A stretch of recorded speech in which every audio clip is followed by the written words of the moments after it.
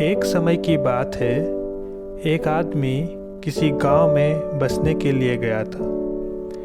वो वहां बसने से पहले उस गांव के बारे सब कुछ जान लेना चाहता था। इसीलिए उसने वहां मौजूद मंदिर के पुजारी से उस गांव के बारे जानने की इच्छा जताई और उसने उस पुजारी से कहा, पुजारी जी, इस गांव के लोग कैसे हैं?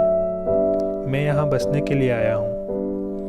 तो पुजारी जी ने उसे वापस से पूछा कि तुम जहाँ से आए हो वहाँ के लोग कैसे हैं? इस पर उस आदमी ने कहा कि मैं जहाँ से आया हूँ वहाँ के लोग बहुत बुरे हैं।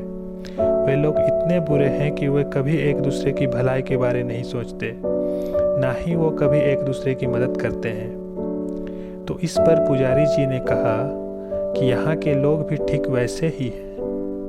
और ये सुन के वो आदमी वापस लौट चला गया। कुछ दिनों बाद वहाँ एक दूसरा व्यक्ति सेम बसने के लिए आया और उसने भी वही पुजारी जी से उस गांव के बारे सब कुछ जानने की इच्छा जताई और उसने पुजारी जी से कहा कि पुजारी जी, मैं यहाँ बसने आया हूँ और मैं जानना चाहता हूँ कि इस गांव के लोग कैसे हैं।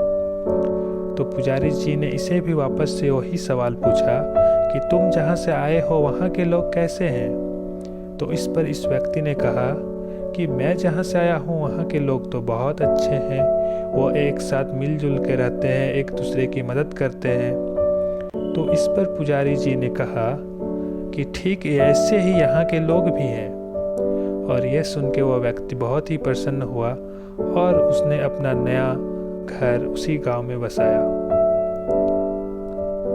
तो दोस्तों, जैसा कि आपने इस कहानी में देखा कि जो इंसान खुद को या खुद के गांव को बुरा भला कह रहा था, पुजारी जी ने उसे भी अपने गांव के बारे बुरा ही बताया, क्योंकि ये बात पुजारी जी जानते थे कि जो व्यक्ति दूसरे में अच्छाई नहीं देख सकता, वो कहीं भी किसी भी परिस्थिति में अच्छाई को नहीं देख पाएगा और हमेशा वो दूसरों की और सारी वस्तुओं और सारे जगहों की बुराई ही करेगा।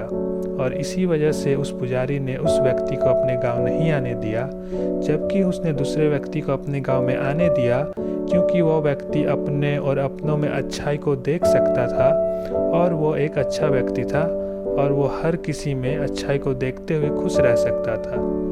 तो दोस्तों, हमें भी इस दुनिया में लोगों की अच्छाइयों को देखना चाहिए, उनकी अच्छाइयों को ही हमें अपने अंदर लेना चाहिए और मिलजुल के एक साथ सद्भावना के साथ जीवन व्यतीत करना चाहिए। धन्यवाद। मिलता हूँ ऐसी ही अगली